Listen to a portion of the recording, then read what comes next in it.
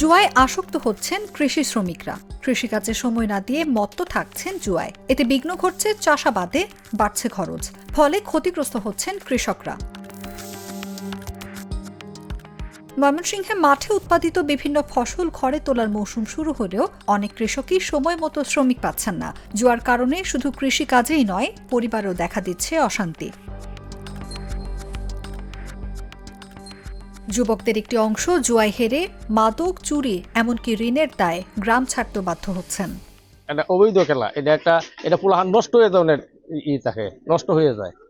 এই ধরনের খেলাধুলা করিয়া স্কুল কলেজ বাদ দিয়া এটা নষ্ট হয়ে যায়। অনলাইন জুয়াগুলোর সাথে কিপার খেলা, এটা তো খারাপ, আবার সবকিছু নষ্ট। এটা তো এই আমি না, এটা সবকিছুই নষ্ট। অনলাইন জুয়া কিপার খেলতেছে, এটা তো আসলেই খারাপ। স্থানীয়রা বলছেন, দ্রুত ভাগ্য বদলের আশায় এসব শ্রমিকরা কৃষিকাজের তুলনায় সময় দিচ্ছেন জুয়ায়। দিনমজুর না পেয়ে কৃষকরা বাধ্য হয়ে জমি ফেলে রাখছেন বা বিকল্প খরচে যন্ত্র ভাড়া করছেন। এতে খরচ বেড়ে যাচ্ছে দ্বিগুণ। অনেকে সময় মতো ফসল ঘরে তুলতে পারছেন না। যারা বড় বড় রাঘব বল আছে, ওদেরকে দৌড়িয়া আইনের আওতায় আনলে আমি আশা করি জিনিসটা খুব সুন্দর হইব। অপরাধী যেই হোক বিচার হওয়া উচিত। আপনি করতে পারেন, আমি করলে আমার বিচার হবে, আরেকজন করলে আরেকজনের বিচার হবে। অপরাধ সমাজ থেকে অপরাধী নির্মূল করতে হবে।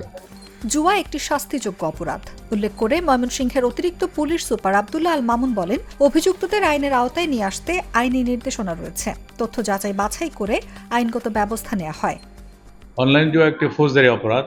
এই অপরাধে যারা অভিযুক্ত তাদেরকে আইনের আওতায় নিয়ে আসার জন্য আমাদের আইনি নির্দেশনা রয়েছে, এবং আমরা যখন এই তথ্যগুলো পাই আমরা যাচাই বাছাই করি। ডিজিটাল এভিডেন্স যেগুলো আছে সেগুলো আমরা আলামতগুলো ফরেনসিক করি এবং প্রয়োজনে আইনগত ব্যবস্থা গ্রহণ করি। এবং যারা সেটা পরিচালনা করে তারা অবশ্যই এই মামলার আসামি হবে, এবং ময়মনসিংহের বিষয়ে আমরা তৎপর আছি। জুয়া বন্ধে ও জুয়ারিদের আইনের আওতায় আনতে আইন শৃঙ্খলা বাহিনী তৎপর আছে বলেও জানান তিনি। অনুভা বিশ্বাস, জাগো নিউজ।